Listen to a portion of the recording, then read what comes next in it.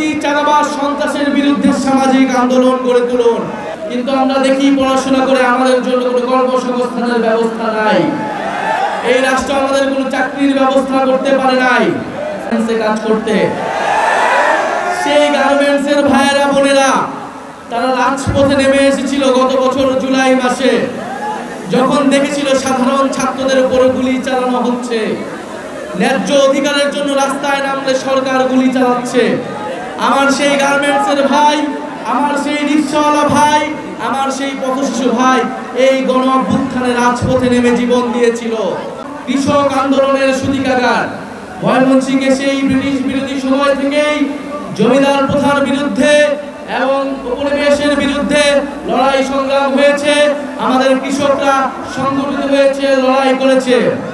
আমরা সেই কৃষকের সন্তান, আমরা সেই কৃষকের সন্তান যারা বিশ্ববিদ্যালয় শহরে পড়াশোনা করতে যায়, কিন্তু আমরা দেখি পড়াশোনা করে আমাদের জন্য কোনো কর্মসংস্থানের ব্যবস্থা নাই।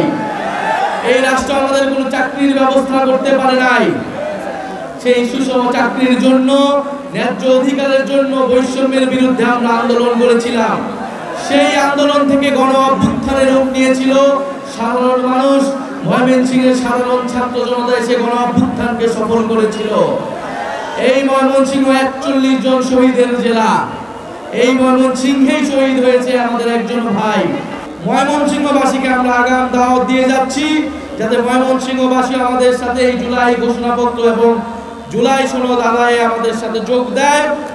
এবং জাতীয় নাগরিক পার্টির নেতা কর্মীদের উদ্দেশ্যে আমাদের আহ্বান থাকবে, আপনারা জনগণের পাশে দাঁড়ান, জনগণের সমস্যা সমাধান করুন, আপনারা সামাজিক আন্দোলন গড়ে তুলুন।